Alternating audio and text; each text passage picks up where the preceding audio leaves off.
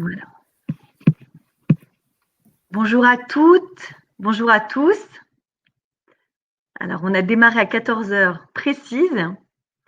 Si vous voulez vous manifester dans le chat, on va peut-être attendre 5 petites minutes le temps que tout le monde arrive.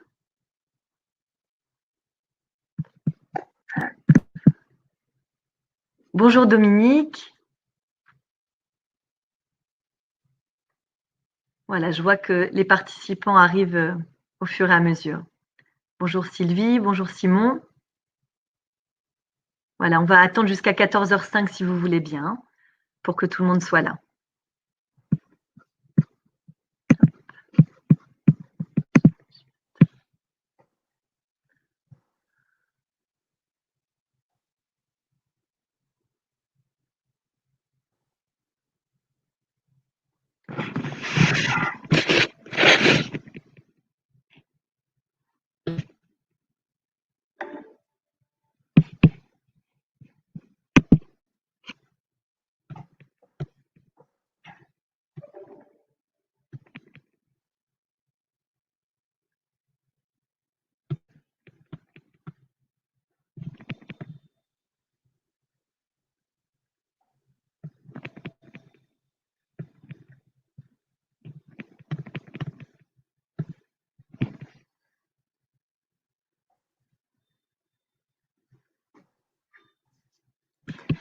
Alors, hop.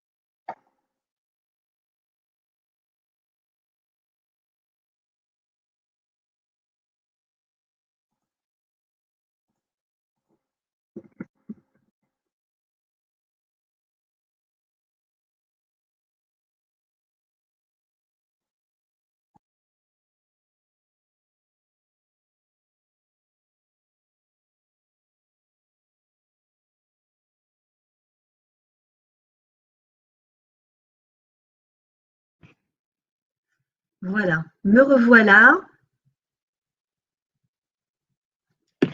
Tout le monde entend bien? Ok, parfait. Très bien. Parfait, parfait. Merci de votre présence. Merci Benjamin. Bonjour. Bonjour Sophie. Bonjour Laurence. Ridika. On attend encore 2 petites minutes et on démarre immédiatement.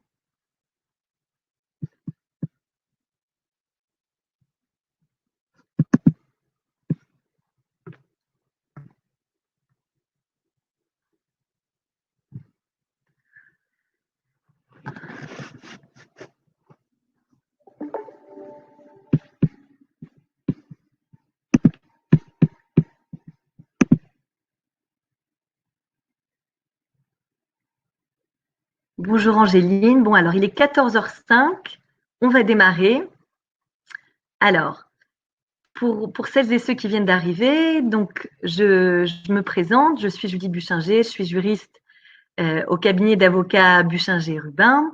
La plupart d'entre vous me connaissent, notamment à l'occasion des petits déjeuners juridiques que j'anime au cabinet depuis presque 8 ans maintenant. Petit déjeuner en webinar depuis presque un mois aujourd'hui. Nous allons aborder, c'est un sujet extrêmement sensible qui est au cœur de l'actualité. C'est vrai que c'est une gageure que de l'aborder en 1 heure top chrono, mais il nous paraissait essentiel de vous donner des axes à la fois d'information et aussi de réflexion liées à notre pratique. C'est pour ça qu'aujourd'hui, j'ai voulu croiser à la fois mon regard de juriste en cabinet d'avocat et celui d'une psychologue clinicienne, Claire Dahan, que vous connaissez, que vous avez déjà eu l'occasion d'écouter à l'occasion de notre webinaire sur la charge mentale, qui vous a beaucoup intéressé, et avec les éclairages de Léa Marteau ici présente, notre stagiaire élève avocate.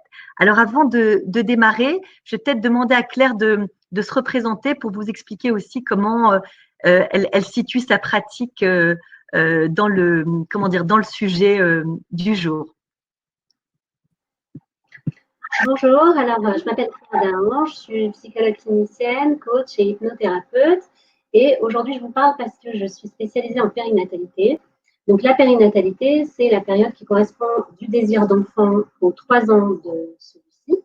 Et je reçois dans ce cadre-là des couples qui ont du mal à avoir un enfant.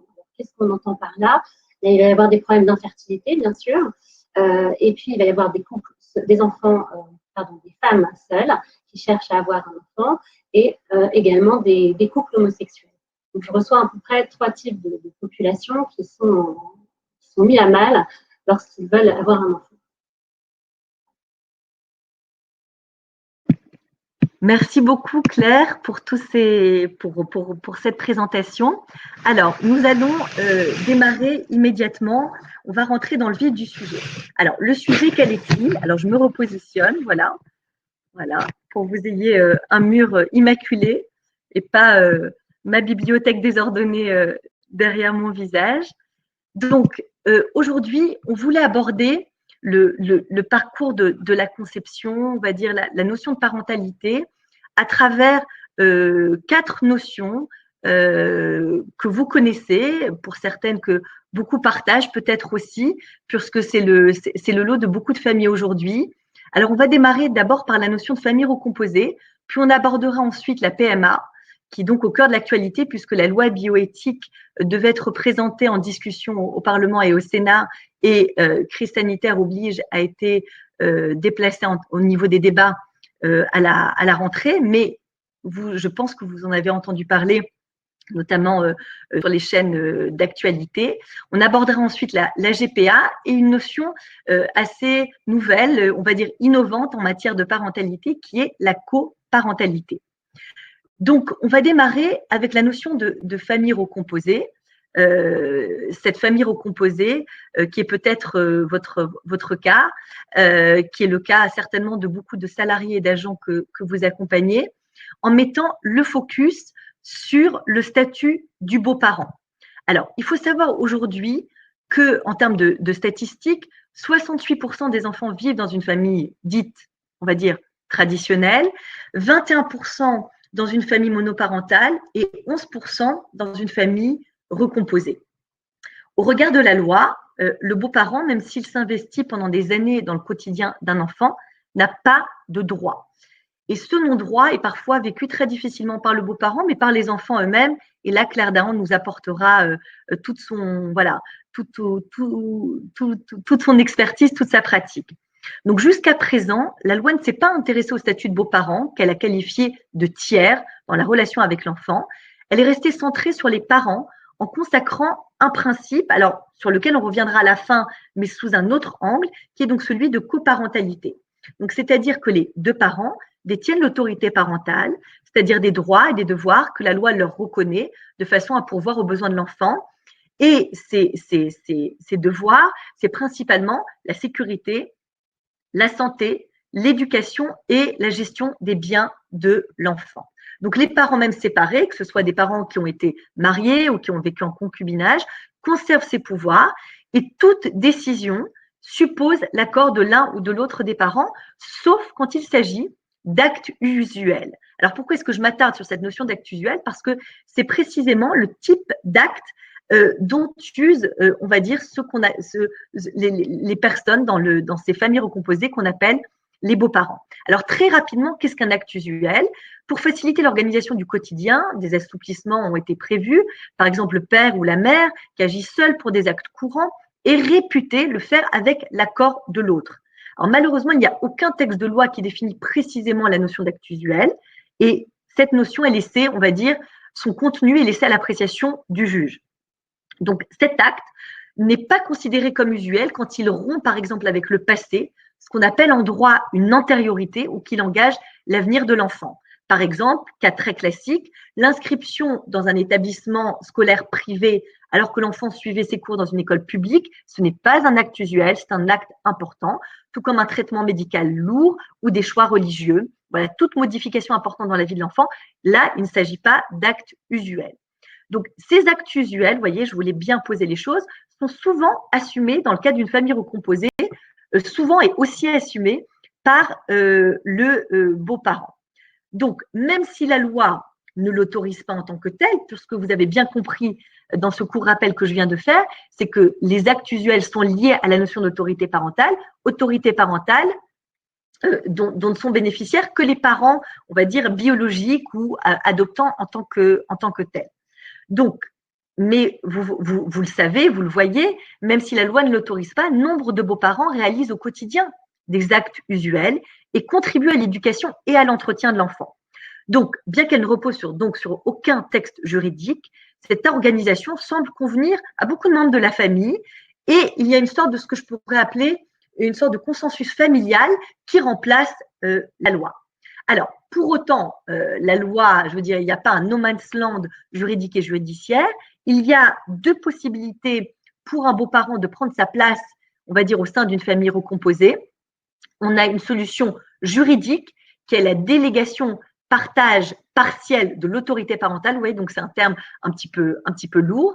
Il s'agit du père ou de la mère qui partage une partie de son autorité parentale avec le beau-père ou la belle-mère, et ce, sans perdre ses droits. C'est-à-dire qu'en réalité, dans ce cadre-là de la délégation partage partiel, il s'agirait d'une autorité parentale tripartite qui serait partagée par le père, la mère et le beau-parent qui serait désigné. Donc c'est un petit peu complexe, c'est très peu utilisé, mais néanmoins c'est intéressant de vous apporter aujourd'hui une information sur ce sujet-là, parce que ce peut être des modalités extrêmement intéressantes en termes de place, on va dire, du beau-parent, surtout quand l'un des parents, par exemple, vit dans une autre région ou expatrié à l'étranger et que le père ou la mère qui serait éloigné de la résidence habituelle de l'enfant et du beau-parent qui partage sa vie au quotidien, eh bien, consentirait, du fait de l'éloignement géographique, à cette fameuse délégation partage partiel de l'autorité parentale. Alors, est-ce que Léa, vous pouvez nous expliquer comment fonctionne cette fameuse délégation partage partiel de l'autorité parentale? Bonjour à toutes et à tous. Alors, ce qu'il faut savoir, c'est que la délégation d'autorité parentale, donc, elle peut être forcée ou volontaire. Donc, ce que vous venez de me parler, Judith, c'est une délégation d'autorité parentale volontaire qui s'appelle la délégation partage partielle. Alors, depuis une loi de 2002, cette délégation de partage de l'autorité parentale, elle a été simplifiée. C'est une procédure donc, qui permet aux pères et mères, ensemble ou séparément, de demander volontairement au juge aux affaires familiales à ce que leur autorité soit déléguée, partagée avec un tiers, par exemple un membre de la famille ou non, et ce, quel que soit l'âge de l'enfant. Alors, c'est une procédure qui a été voulue par le législateur, notamment afin de donner un statut aux beaux-parents. La délégation permet donc de déléguer l'autorité parentale à ce tiers, par exemple le compagnon ou la compagne, qui pourra exercer les prérogatives de l'autorité parentale jusqu'à la majorité de l'enfant. Donc, il ne s'agit pas du tout de l'établissement d'un lien de filiation, mais uniquement d'un partage de l'autorité parentale. Alors, les parents peuvent demander cette délégation si le transfert de l'autorité est indispensable à l'intérêt de l'enfant et que les circonstances l'exigent. Alors, on peut se demander quelles sont les personnes qui peuvent être délégataires de cette autorité parentale partagée. Donc, il peut s'agir d'un membre de la famille, d'un proche, ou encore d'un établissement agréé pour recueillir les enfants, le service départemental de l'aide à l'enfance. Concrètement, la délégation, ça prend la forme d'une convention privée entre les parents et le délégataire. Et donc, je reprécise, mais même si la délégation est volontaire, il est nécessaire de saisir le JAF pour que la délégation soit valable. Et la demande se fait par courrier.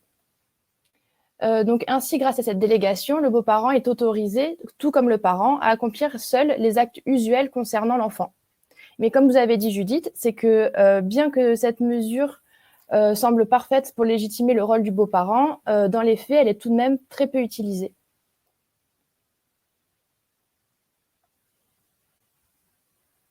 Merci beaucoup Léa pour ces précisions. Donc, si on devait faire un résumé de cette délégation d'autorité parentale partielle, elle est fort peu utilisée, mais elle peut être tout à fait intéressante lorsqu'on se retrouve dans une forme de consensus familial où vous avez le père, la mère, le beau-parent, que ce soit un beau-père ou une belle-mère, qui s'entendent plutôt bien, qui définissent les rôles de chacun, qui acceptent que le beau-parent occupe une place importante dans la vie de l'enfant. Et donc, ça peut être extrêmement intéressant, notamment, comme je vous l'ai dit, dans le cadre d'un éloignement géographique, quand l'autre parent donc, ne peut pas être sur place pour donner son accord. Donc voilà. Donc, en conclusion, tout le monde est d'accord. Nul besoin de délégation d'autorité parentale ni de recours au juge, par exemple, si un beau-parent va chercher son beau-fils ou sa belle-fille à l'école ou l'emmène chez le médecin, alors qu'il n'en a pas officiellement le droit. Il y a très peu, il faut savoir, on a très peu de contentieux à ce niveau-là en cabinet d'avocat.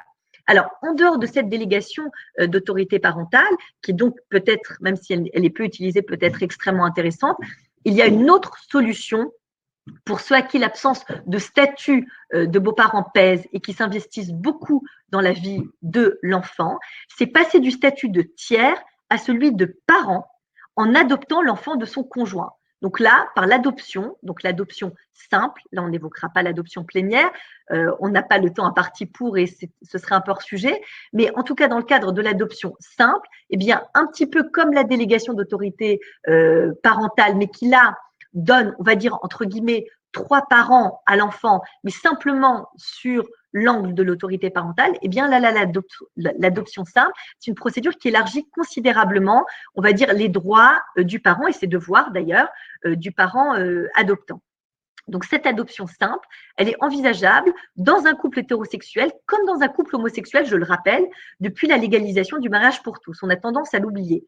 Donc la loi sur le mariage pour tous, elle date, pour rappel, du 17 mai 2013. Et la France est devenue cette année-là le 9e pays européen et le 14e pays au monde à autoriser le mariage homosexuel.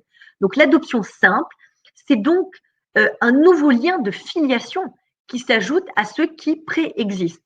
L'enfant acquiert en plus des droits, par exemple dans la succession de son parent adoptif, notamment, et il devient véritablement l'enfant, on va dire, de ce parent adoptant. Mais dans le cas d'adoption simple, il faut néanmoins que le conjoint ainsi que l'enfant, s'il a plus de 13 ans, donnent leur accord. Donc tout ça, l'adoption simple, tout comme la délégation d'autorité parentale, eh bien, ça se fait de manière tout à fait consensuelle. Ça ne peut pas se faire, comme vous l'avez compris, si l'autre parent refuse soit la délégation d'autorité parentale, soit d'accepter de rentrer dans un processus d'adoption simple.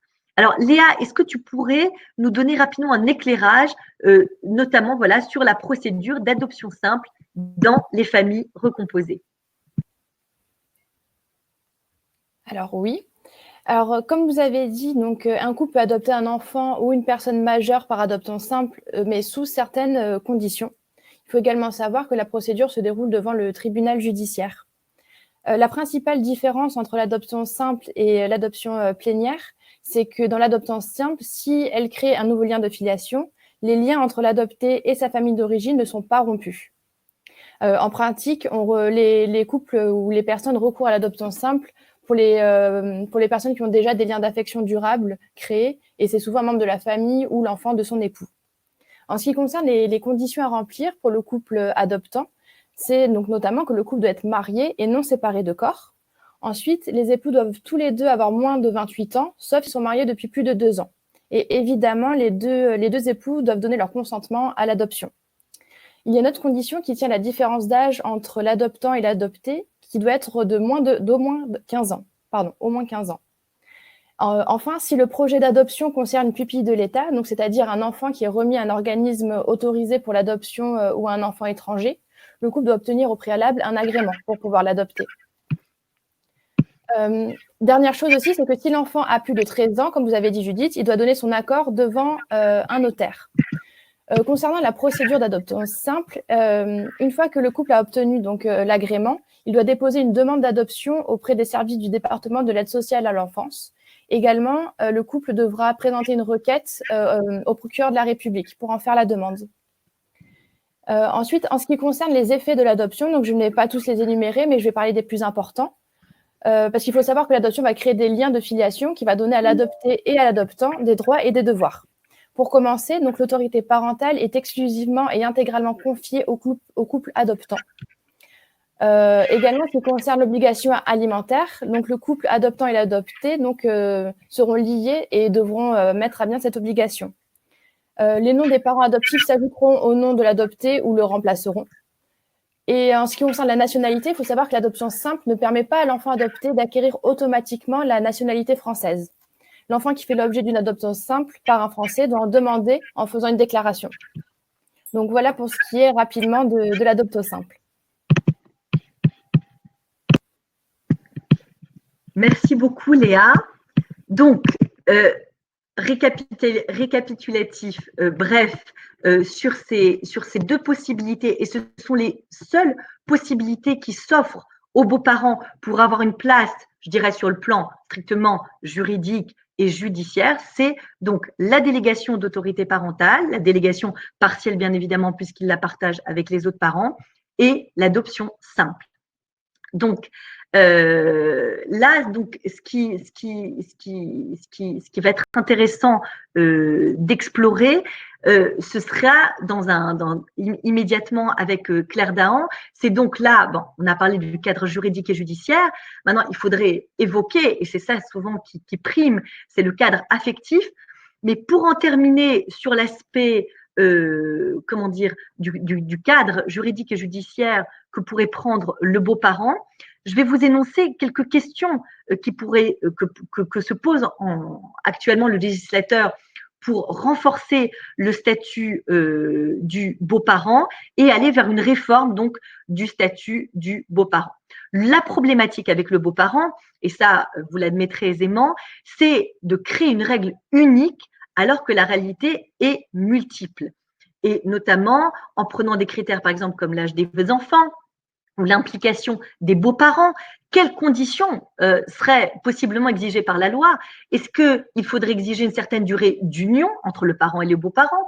Est-ce qu'une union en concubinage vaudrait pareil, si je puis m'exprimer un peu prosaïquement, qu'une union maritale? Est-ce qu'il faudrait obligatoirement l'accord des deux parents ou est-ce qu'on peut se passer du refus de l'un des parents, ce qui est le cas malheureusement dans 80% des cas, puisque le consensus n'est pas toujours évident dans ces recompositions familiales. Donc, est-ce que l'accord d'un seul parent suffirait? Et quel droit précis faudrait-il accorder aux beaux-parents? Est-ce qu'une recomposition familiale qui échouerait, est-ce que le beau-parent pourrait demander avec beaucoup de facilité, comme le demande actuellement un père ou une mère, d'avoir un droit de visite sur son ex-beau-enfant ou son ex-belle-fille? Donc, vous voyez, tout ça est extrêmement complexe, sans compter les opposants à un statut officiel du beau-parent, qui sont extrêmement nombreux, particulièrement les pères, qui craignent que leur propre statut, qu'ils sentent parfois déjà fragilisés, ne soit encore plus fragilisé avec l'avènement d'un statut en bonne et due forme du beau-parent. Néanmoins, il y a une récente avancée juridique qui mérite d'être soulignée. Dans l'hypothèse où un second couple se sépare, c'est-à-dire celui formé par le parent et le beau-parent, ce dernier va pouvoir maintenir un lien avec l'enfant qui a partagé sa vie pendant quelques années et donc il peut faire une demande auprès du juge aux affaires familiales, comme je viens de l'énoncer. Il faut savoir que c'est une procédure qui est rarement utilisée, qui est assez complexe parce qu'elle se heurte aux droits du père biologique et du père, même s'il n'est que, on va dire, même s'il est biologique et même s'il est peu présent dans la vie de l'enfant, eh bien, il peut s'opposer à ce qu'un beau-parent ait une place dans la vie de son enfant. Je vous dis rapidement les termes que reprend le juge aux affaires familiales. Un juge aux affaires familiales peut fixer les modalités des relations entre l'enfant et un tiers, parent ou non, en particulier lorsque ce tiers a résidé de manière stable avec lui et l'un de ses parents. Première condition, la résidence de manière stable. Deuxième condition, qu'il a pourvu à son éducation, à son entretien ou à son installation. Et troisième condition, troisième critère, et qu'il a noué avec lui des liens affectifs ou durables. Donc, si vous êtes un beau-parent, vous voyez, si vous accompagnez, vous, majoritairement assistants sociaux, qui assistez à ce webinaire, un salarié ou un agent qui aimerait avoir un droit sur un enfant qu'il a élevé, éduqué, avec lequel il a résidé, eh bien, il doit mettre en avant ces 3 critères: la résidence de manière stable avec lui, l'un de ses parents, le fait qu'il a pourvu à son éducation et à son entretien et qu'il a noué avec lui des liens affectifs et durables. Donc voilà, ce sont les 3 critères que retient la jurisprudence pour éventuellement, mais là rien n'est moins sûr, puisqu'encore une fois cela peut se heurter au refus de l'autre parent, eh bien si un beau-parent arrive à mettre en avant ces 3 critères et que bien évidemment si l'enfant par exemple est au-delà de l'âge du discernement qui est de 7 ans, il dit bah oui, moi je veux garder des liens avec mon beau-père ou ma belle-mère, eh bien il est fort probable que le juge des affaires familiales puisse accorder des droits à ce beau-père. Ça se manifestera particulièrement dans l'existence d'un droit de visite. Mais il y a un grand problème qui demeure, c'est que cette mesure ne fait pas l'unanimité, notamment auprès des psychothérapeutes. C'est pour ça que je vais tout de suite laisser la parole à Claire Dahan, qui craignent des situations trop complexes pour l'enfant, qui à sa propre famille va voir se rajouter énormément de tiers qui vont prendre une place de parents bis. Et c'est un contexte donc extrêmement délicat et intime. Et donc, souvent, au-delà des solutions, on va dire, juridiques et judiciaires, les familles recomposées sont obligées d'inventer leur propre modèle. Donc, Claire, j'aimerais que vous nous donniez un petit peu votre définition de la famille recomposée et que peut-être vous nous décriviez aussi quels sont les sentiments qui traversent souvent les membres de cette famille recomposée, comment est-ce qu'on peut aider, on va dire, chacun à trouver sa place sans forcément passer par des cadres juridiques ou judiciaires, comme on vient de l'exposer. Voilà, alors en ce qui me concerne, moi je reçois à la fois des couples en difficulté parce qu'ils se remettent en union, ils se remarient ou se remettent en couple et imposent à leur enfant, on va dire, une famille recomposée. Et je reçois aussi des enfants, des petits, qui ont du mal avec leur beau-père ou leur belle-mère. Donc là, je vais vous parler un petit peu du couple déjà. Dans un premier temps, la famille recomposée, c'est 2 personnes qui ont déjà des enfants et qui vont faire couple, qui vont faire famille tous ensemble. Lorsque le parent arrive dans cette famille recomposée, il y a déjà les enfants de l'autre, l'enfant ou les enfants de l'autre. Et du coup, normalement, dans un couple classique, traditionnel, on est d'abord un couple et ensuite viennent les enfants, viennent l'enfant ou les enfants. Là, la donne est extrêmement différente. Il y a une rencontre amoureuse et avant de pouvoir continuer à faire famille, eh bien, il y a ces enfants avec lesquels il va falloir composer. Et c'est pas toujours facile. C'est pas toujours facile pour le couple parce qu'il y a peu de place pour le couple.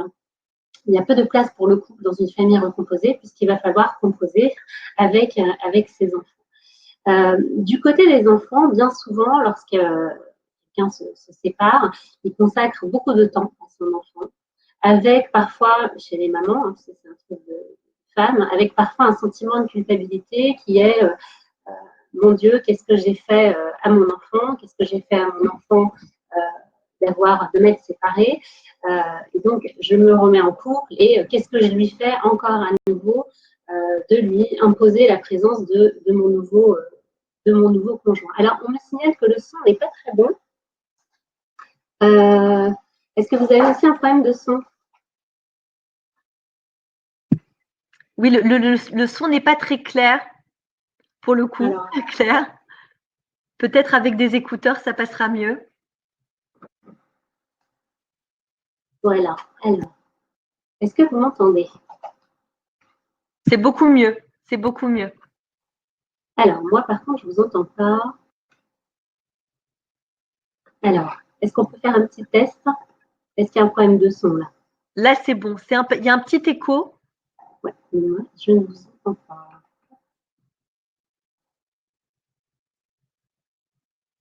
Oui, c'est OK? Oui, là, c'est bon. Mais par contre, je ne vous entends pas. Bon, je vais être obligée de l'enlever.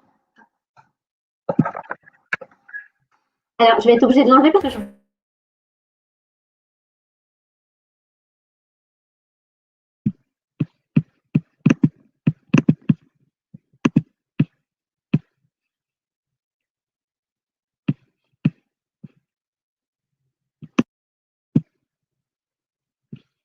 On t'entend plus.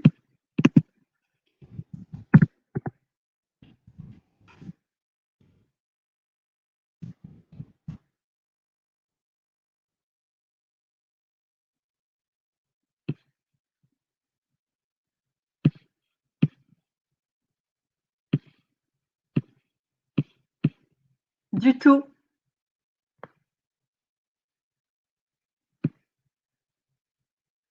Non. On n'entend pas.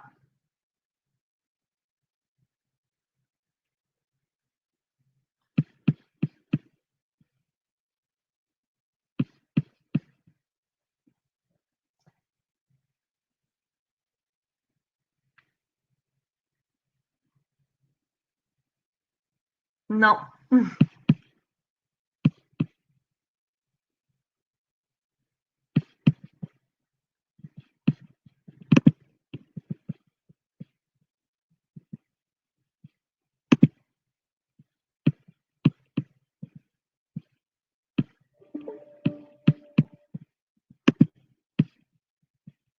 Non.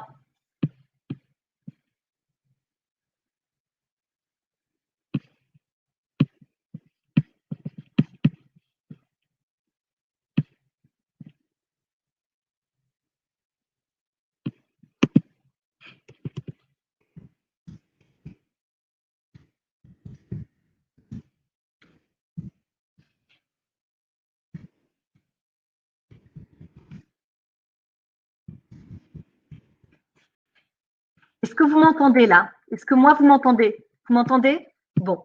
Alors, on reviendra bientôt à Claire dès que la connexion, dès que sa connexion sera repartie. Peut-être il faut sortir Claire et revenir.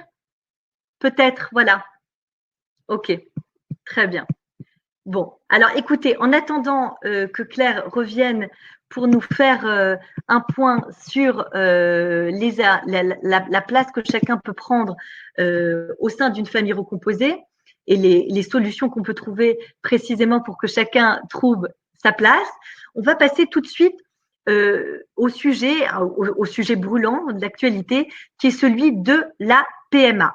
Alors, est-ce que tout le monde m'entend bien? Tout le monde m'entend bien? Ok, parfait. Donc, je continue. Donc, il faut savoir que depuis le 24 septembre 2019, l'Assemblée nationale examine un projet de loi relatif à la bioéthique et les députés ont déjà adopté plusieurs mesures phares, dont l'ouverture de la procréation médicalement assistée à toutes les femmes. Et ce texte va avoir une influence extrêmement importante sur d'autres situations, vous voyez, par ricochet. C'est éventuellement l'accès aux origines des enfants nés d'une PMA, le double don de gamètes, etc. Je vais tout de suite vous passer un court PowerPoint qui va vous permettre de bien visualiser toutes les nouvelles mesures de cette loi bioéthique. Alors, comme vous le savez, il y a certaines dispositions qui sont controversées, qui sont âprement discutées dans l'hémicycle. Et nous avons essayé, on va essayer de le faire ici, montrer les répercussions concrètes de cette loi pour les parents, seuls ou en couple, pour les donneurs et pour les enfants. Concernant la PMA pour un couple de femmes, aujourd'hui, il n'aurait pas possible de bénéficier d'une PMA en France, mais elles peuvent toutefois avoir recours à ce qu'on appelle une insémination artisanale, c'est-à-dire non médicalisée avec le concours d'un donneur.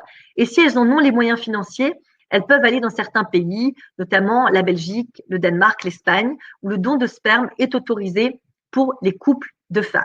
Donc, la PMA pour toutes, pour reprendre l'expression mariage pour tous, devait être votée avant l'été, mais les femmes célibataires ou en couple devront finalement encore attendre pour entamer un projet d'enfant par procréation médicalement assistée, puisque le calendrier parlementaire est trop chargé à cause du coronavirus.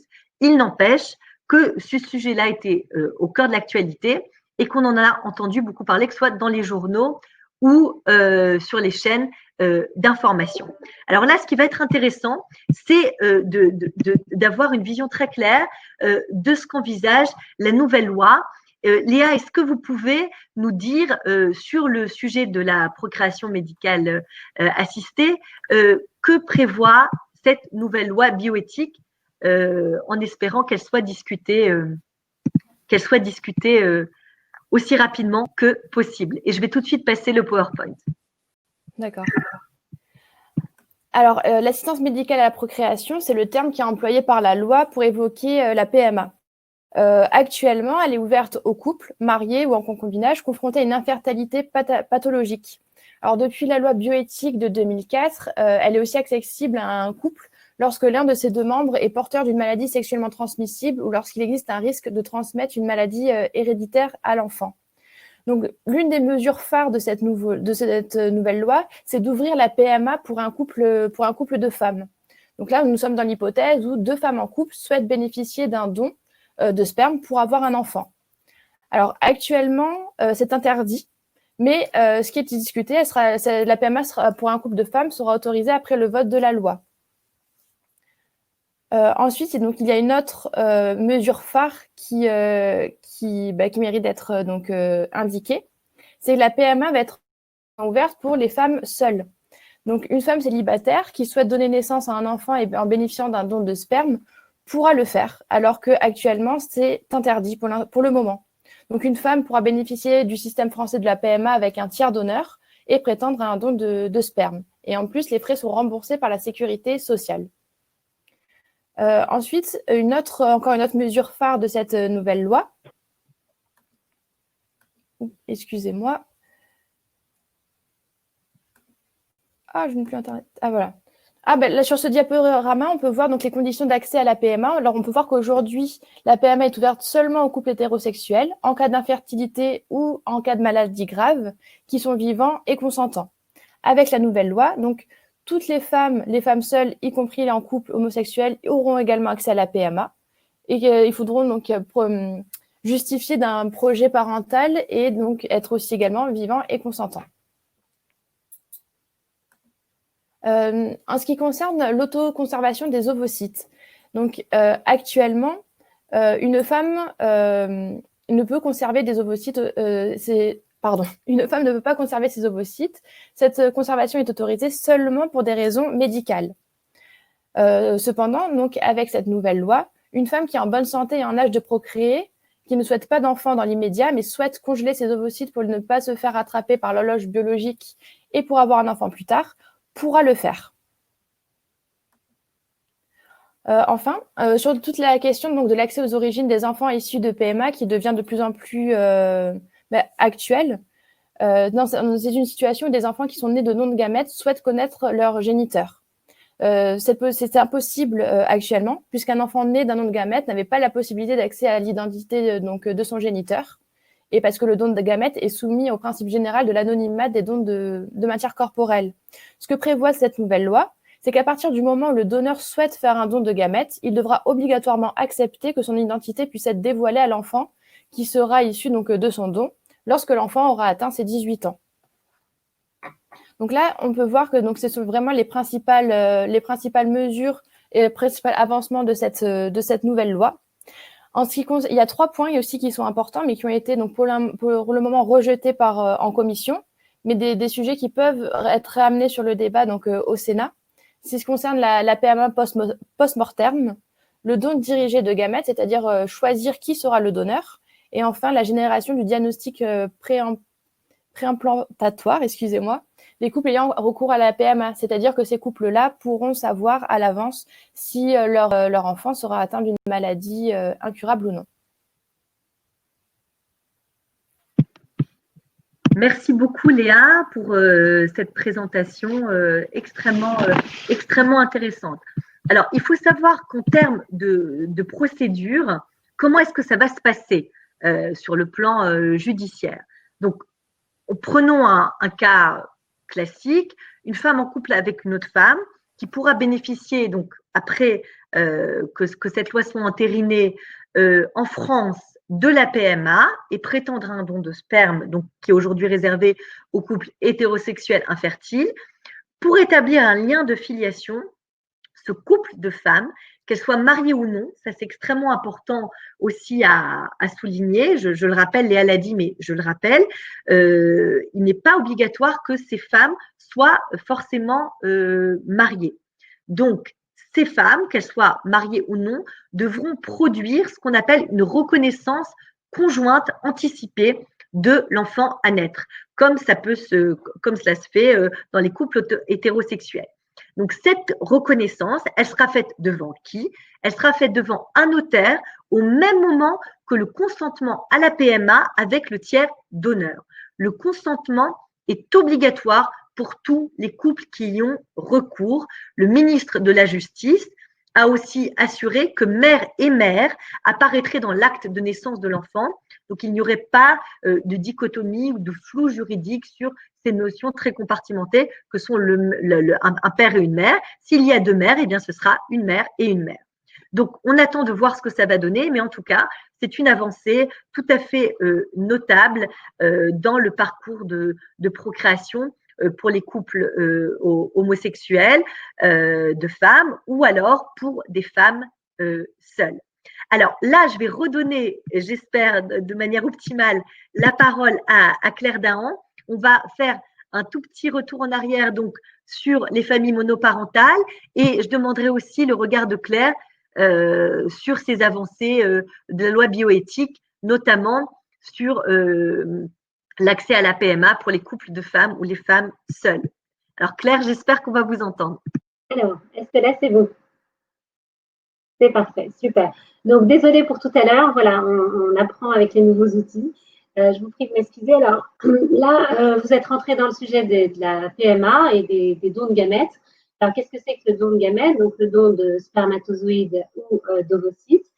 Et la grande question qui se pose par rapport à mon domaine d'activité, qu'on se pose nous les psychologues, c'est est-ce qu'on doit ou pas parler à l'enfant de son origine? C'est-à-dire, qu'est-ce qui se passe au niveau de la filiation? Vous abordez les choses sur le plan juridique et sur le plan de la filiation, on va dire, psychique. Qu'est-ce qui se passe dans la tête d'une femme qui tombe enceinte avec un don d'ovocytes? Alors, en sachant toutes les difficultés que ça peut représenter, puisqu'il y a très peu de donneuses, pas assez en tout cas, en France, et que du coup, le temps d'attente est extrêmement long, ce qui fait que certains couples ont recours justement à des dons d'ovocytes à l'étranger. Alors, la chose qu'on me pose de plus, la question qu'on me pose de plus, c'est est-ce qu'on doit donc en parler à l'enfant? Finalement, je pense que ce qui se passe dans l'inconscient de la femme, c'est est-ce que c'est vraiment mon enfant s'il y a un don d'ovocytes? Et dans la tête d'un homme, c'est est-ce que c'est vraiment mon enfant s'il y a don de spermatozoïdes? Alors, on s'accorde à dire que c'est extrêmement important d'en parler à l'enfant, de lui raconter un petit peu quelle est son histoire et d'où il vient. Pourquoi? Parce que bien souvent, lorsqu'il y a un secret de famille, l'enfant sent qu'il y a quelque chose qui lui échappe, mais il ne sait pas précisément quoi. Donc, il y a un secret, il y a un doute qui plane. Et puis, évidemment, il a 1000 années-lumière de s'imaginer cette histoire de don de gamètes, assez complexe. Donc, il va imaginer le pire. Donc, c'est très important de pouvoir en parler à l'enfant et de pouvoir lui raconter son histoire. Ce qu'il faut savoir, c'est que souvent, les parents ont peur d'en parler parce que c'est leur souffrance à eux, c'est pour eux que c'est difficile. Pour un enfant, savoir qu'il a été extrêmement désiré, que ses parents ont peut-être fait le tour de l'Europe pour trouver un gamète, eh bien ça, c'est quelque chose d'important, c'est quelque chose qui va porter l'enfant, de savoir qu'il a été attendu longtemps et qu'on a fait beaucoup d'efforts pour qu'il puisse venir dans la famille. Mais du côté des parents, il y a une forme de souffrance déjà à revenir sur ce parcours, et il y a une forme de culpabilité. Donc la culpabilité, j'en parlais avant que ça coupe par rapport aux familles recomposées. Là, on va avoir une culpabilité qui va être, donc pour un homme, une sorte de dévirilisation. Je ne suis pas capable d'avoir un enfant. Et pour une femme également. C'est-à-dire, je ne suis pas capable d'être une maman avec toute la culpabilité que ça incombe. Et puis, cet enfant, finalement, qui est dans mon ventre, est-ce qu'il va être complètement le mien? Il y a la question aussi de la ressemblance. C'est vrai que lorsqu'on a un enfant, bien lorsque l'enfant arrive au monde et qu'on va le voir à la maternité, la maman ou le papa guette un peu les paroles de l'entourage. Et lorsqu'on dit à l'un des deux, oh là là, c'est tout toi, bien, ça fait plaisir et ça donne beaucoup de joie. Alors ça, c'est quelque chose qu'on me raconte souvent, qu'on me dit souvent, j'ai très peur qu'il me ressemble.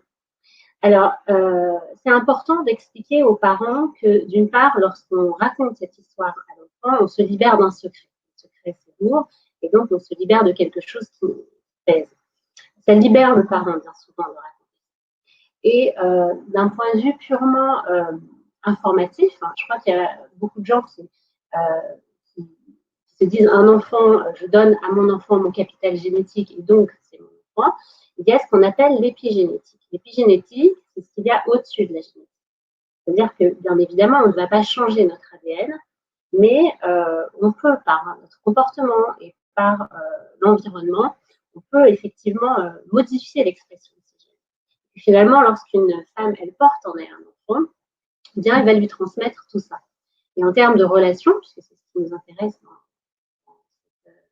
psychisme, la relation mère-enfant, elle démarre avant que l'enfant vienne au monde. Elle démarre dans le ventre, elle démarre parce que l'enfant sent sa mère, l'enfant le ressent, il l'entend.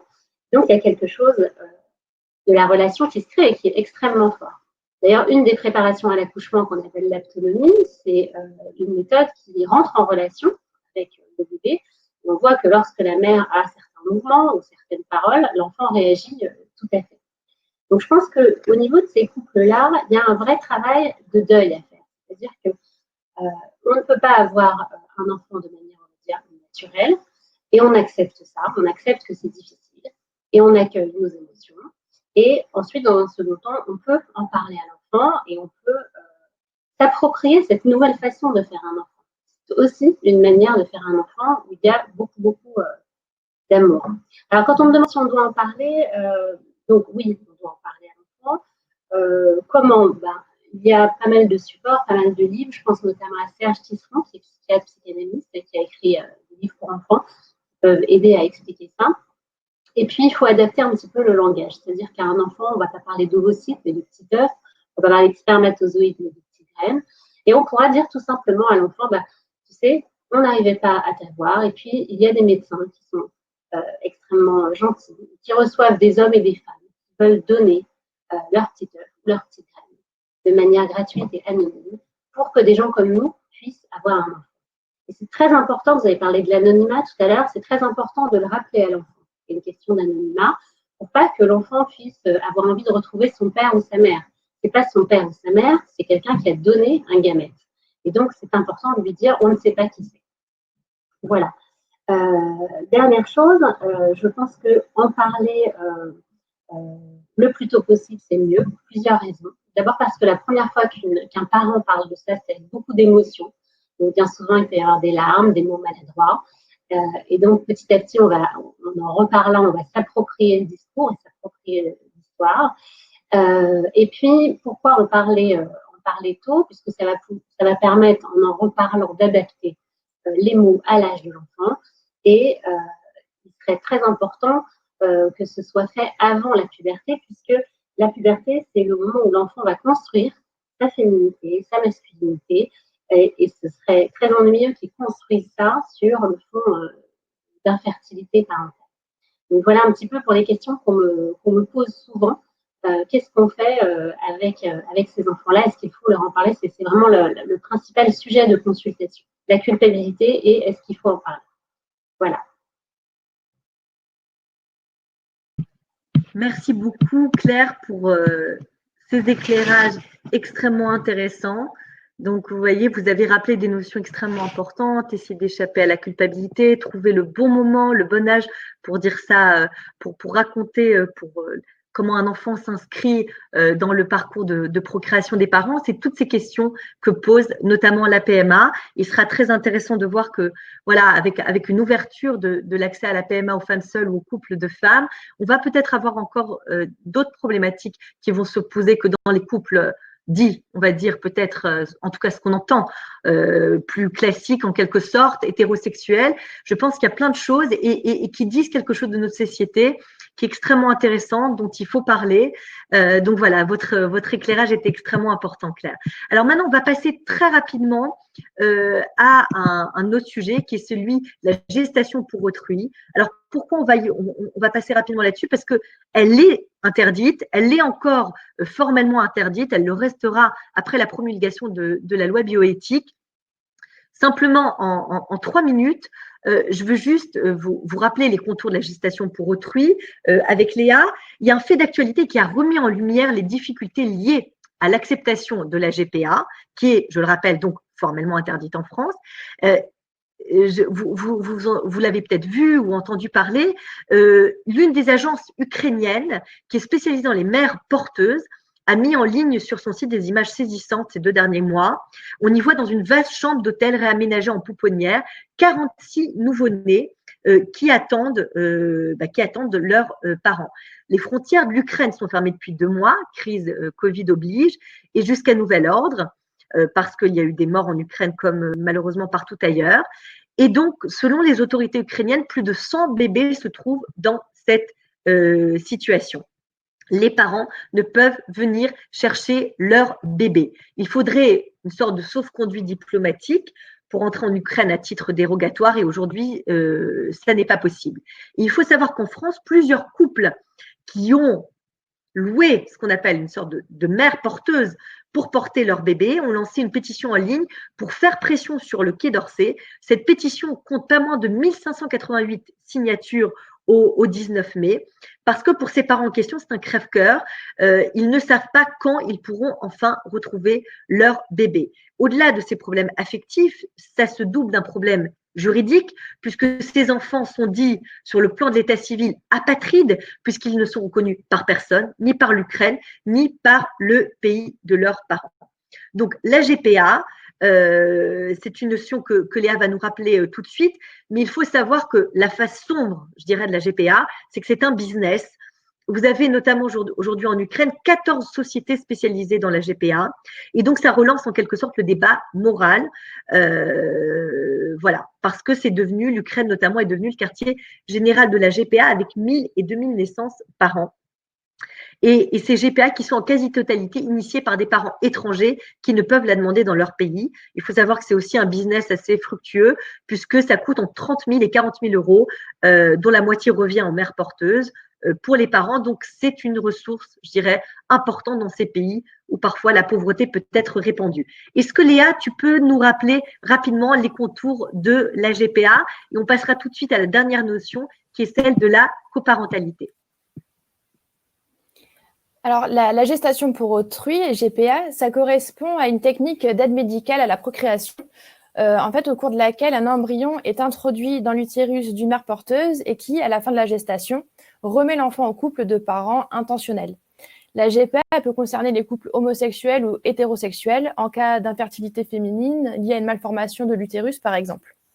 La GPA, elle est illégale en France en vertu du principe d'indisponibilité du corps humain, selon lequel le corps humain ne peut pas faire l'objet d'un contrat. D'ailleurs, la GPA reste interdite même après l'adoption de la nouvelle loi de bioéthique. En revanche, il y a 7 pays européens qui autorisent la GPA, comme le Royaume-Uni, la Belgique ou la Pologne. Selon les pays, la mère porteuse peut recevoir ou non une indemnisation. C'est par exemple autorisé aux États-Unis, mais aussi au Royaume-Uni, par exemple, et les parents intentionnels n'ont pas le droit de rémunérer la mère porteuse et peuvent uniquement couvrir les frais liés à la grossesse. Alors, le coût de cette méthode de procréation médicalement assistée varie entre quelques dizaines et quelques centaines de milliers d'euros. Donc, c'est quand même un coût assez énorme. Et comme vous avez dit, Judith, beaucoup en profitent.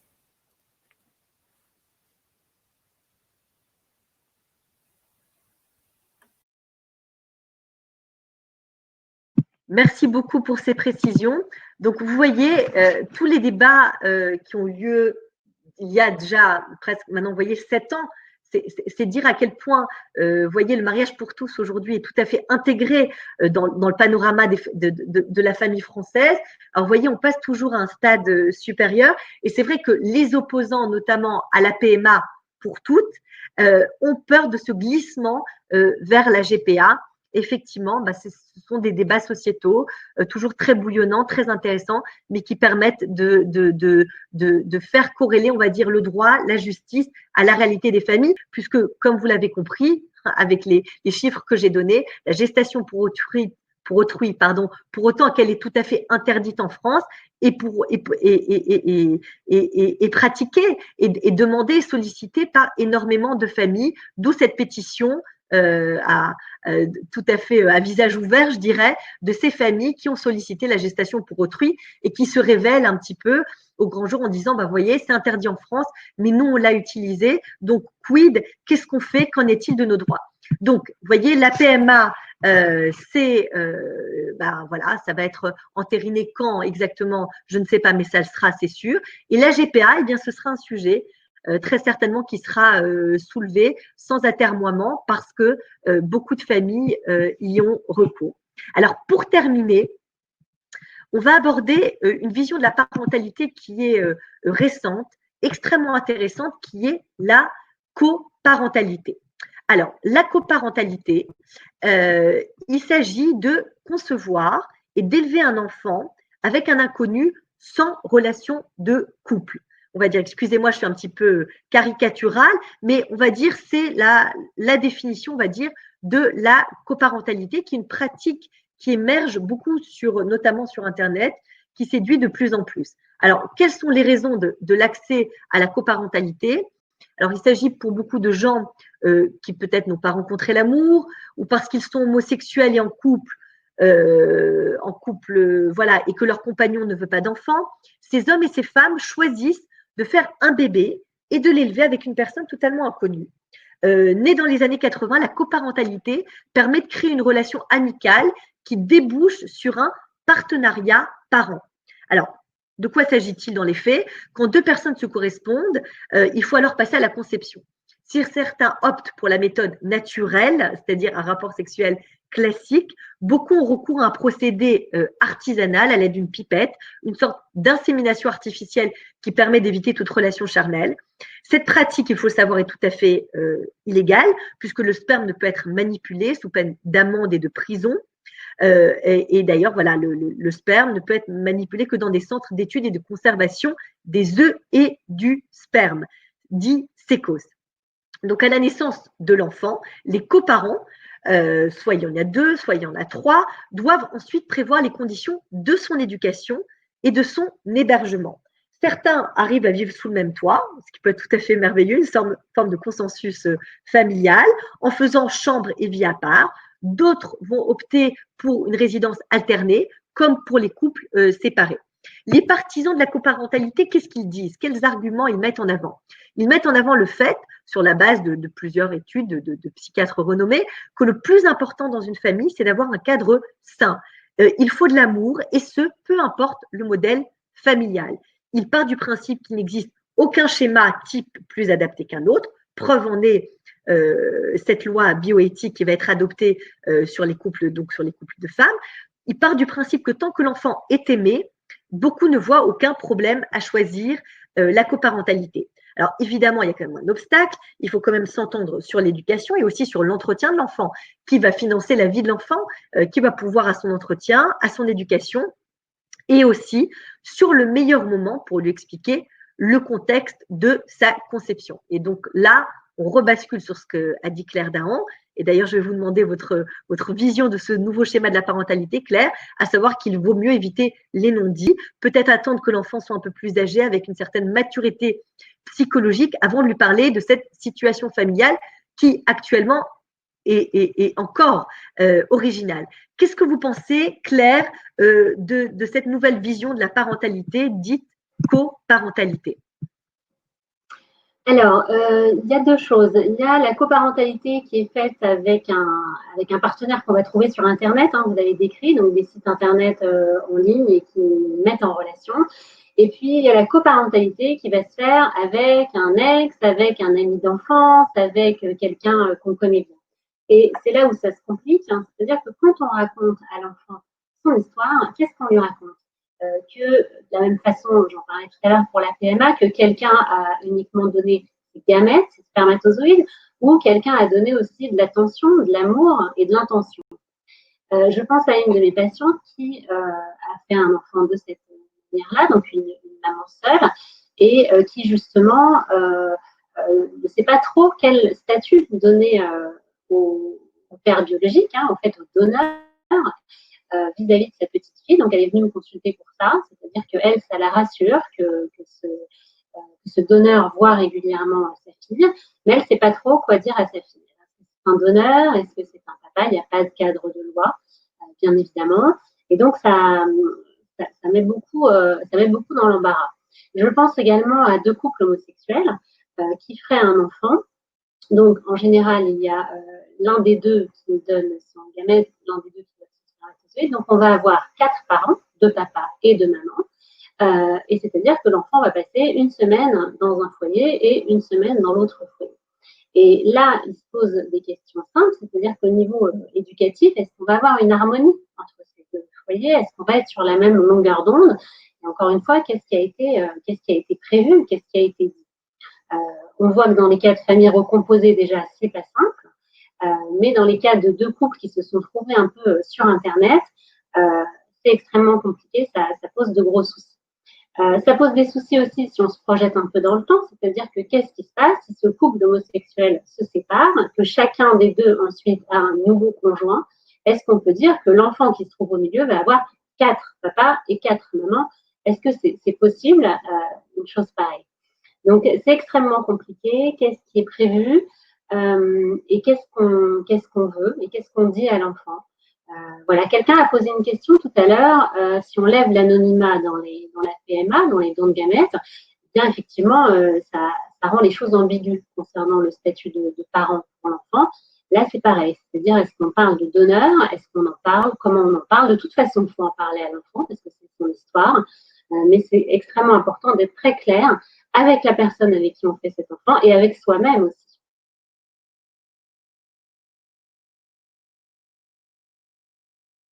Merci beaucoup, Claire. Est-ce que vous pourriez peut-être en conclusion nous donner des pistes pour trouver au mieux sa place dans toutes ces compositions, recompositions familiales, structures de couple? Et je pense peut-être à deux notions qui sont de l'ordre des rituels peut-être à mettre en place pour toutes ces familles, hein, et deux, comment est-ce qu'un parent peut trouver sa place en termes d'autorité, je dirais, symbolique, là, pas pour le coup juridique ou judiciaire? Alors oui, tout à l'heure, Judith, vous avez parlé de famille recomposée. Comment est-ce que le beau-parent peut retrouver sa place?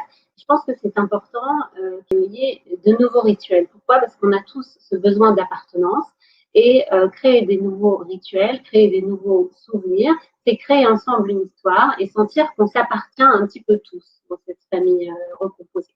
Donc, ça peut être faire un album photo, ça peut être fêter la rencontre des deux parents, des conjoints. Donc, c'est extrêmement important qu'il y ait, il y a le deuil de la famille d'origine dans les familles recomposées, mais il y a l'accueil de la nouvelle cellule et de la nouvelle famille. Et puis, demander aussi à l'entourage d'assurer une forme de continuité. C'est-à-dire que de pouvoir accepter le nouveau beau-parent, soit par exemple les grands-parents qui représentent la mémoire collective, de pouvoir accepter ce nouveau conjoint, ça va permettre à l'enfant lui aussi de rentrer dans cette nouvelle famille recomposée sans culpabilité et de manière très très claire.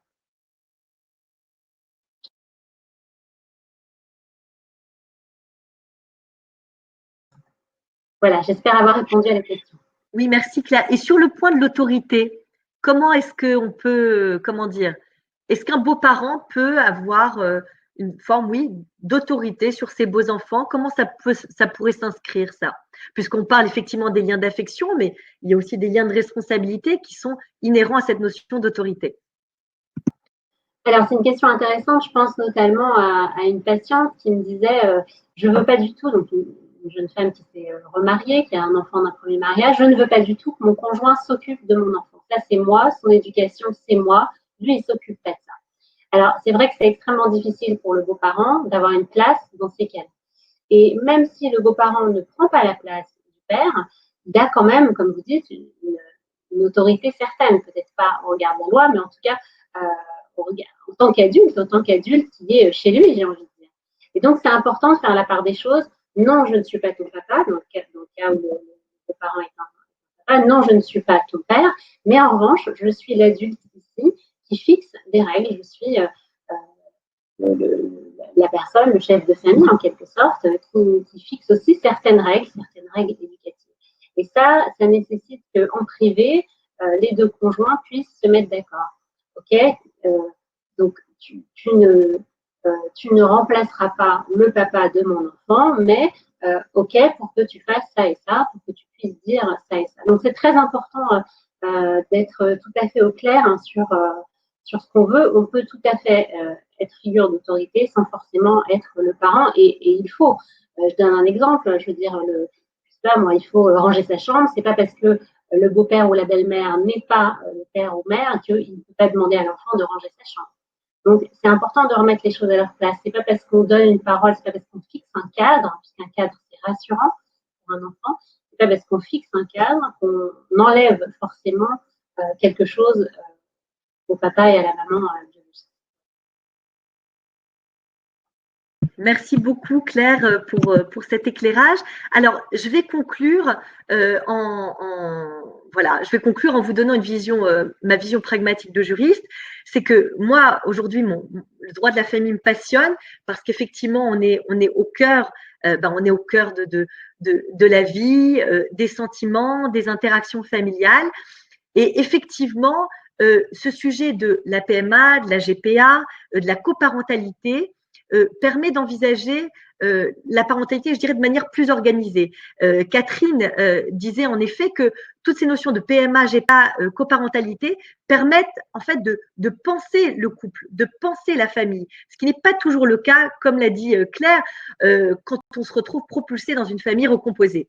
Et il faut savoir aujourd'hui que beaucoup d'enfants vivent avec leur famille initiale et avec des recompositions successives, soit leurs parents qui se marient, qui se remarient, ou qui font couple, ou etc. Ou alors les deux parents qui chacun se remettent en couple avec des gens qui ont eux-mêmes des enfants et qui sont eux-mêmes séparés. Et pour vous donner un exemple de cas pratique en termes de procédures que l'on doit gérer au cabinet, c'est par exemple un couple qui a divorcé, ils se remettent chacun en couple, soit avec une personne, un couple hétérosexuel ou homosexuel, et ce couple-là, ils ont parfois encore d'autres enfants ensemble avec leurs enfants issus d'un premier mariage. Et bien là, vous allez avoir, comme dans les autotamponneuses, énormément de droits de visite, de résidence qui vont s'intercaler et ça crée comment dire, je dirais comme une sorte d'univers pour l'enfant extrêmement important avec le papa, la maman, le papi, la mamie, mais le beau papi, la belle mamie, les tatas, les tontons, les cousins, mon demi-frère, mon quasi-frère. Vous voyez, toutes ces notions-là, comment est-ce que je vais appeler l'enfant du conjoint de mon parent? Comment est-ce que je vis avec lui? C'est extrêmement complexe. Et effectivement, vous avez toutes ces notions juridiques qui s'intercalent là-dedans. C'est-à-dire que, par exemple, quand il y a un enfant qui réside chez un parent à temps complet, eh ben, il va devoir recevoir l'enfant du compagnon de son parent qui, lui, va venir juste un week-end sur deux. Donc, tout ça, ça pose beaucoup de problématiques. C'est extrêmement intéressant parce que ça pousse les familles à s'impliquer, à ne pas laisser le bébé, je dirais, sur le pas de la porte à l'avocat en lui disant bah, « occupez-vous-en ». On est obligé d'aller beaucoup sur le terrain de la médiation, notamment avec nos confrères, et c'est extrêmement intéressant, et à innover, à trouver des solutions parfois éminemment créatives. En tout cas, voilà, ce qu'on voulait vous donner comme axe aujourd'hui, en partant d'un sujet d'actualité qui est celui de l'ouverture de la PMA aux couples de femmes ou aux femmes seules, c'est dire à quel point la société bouge, à quel point le droit doit accompagner les changements sociétaux et quand bien même le droit ne peut pas instantanément accompagner ces évolutions sociétales, eh bien, il faut que les familles s'adaptent, il faut que les professionnels s'adaptent, que les assistants sociaux orientent au mieux, que les avocats conseillent au mieux et qu'on puisse, voilà, que les psychologues accompagnent au mieux pour pouvoir aider les gens à trouver une possibilité de vivre ensemble. C'est une notion dont on parle beaucoup, le vivre ensemble, mais je crois que pour les familles aujourd'hui, pour la famille en France, qu'elle soit recomposée, qu'elle soit pour des enfants nés de PMA, de GPA ou dans un cas de coparentalité, eh bien, il faut définir, inventer ce vivre ensemble. Et donc aujourd'hui, on voulait vous donner quelques pistes. Donc, j'espère que ce webinaire vous a plu, tant sur le plan des informations juridiques, judiciaires et psychologiques. Claire Dahan reste à votre disposition. Je vais vous envoyer un mail dans l'après-midi avec les réponses aux questions du chat qui ont été posées. Je vous donnerai nos mails respectifs. On reste à votre disposition pour toute question. Le cabinet Buchinger reste ouvert même de manière virtuelle dans le cadre voilà, de consultations juridiques gratuites par visioconférence. Donc, n'hésitez pas. Et surtout sur ces sujets-là, c'est extrêmement important d'avoir de bien être orienté. Donc, voilà, n'hésitez pas, même si c'est des questions extrêmement théoriques, on a beaucoup de couples ou de personnes qui ont des projets d'enfants, qui nous posent des questions en amont, et donc on est vraiment là pour pouvoir en tout cas leur donner les réponses juridiques et judiciaires, et pour les réponses d'ordre plus affectif ou psychologique, là, je vous renvoie vers Claire Dahan. Je vous souhaite une excellente après-midi. Je vous dis à très bientôt pour de nouveaux webinaires. Et voilà, portez-vous bien. À très vite. Au revoir.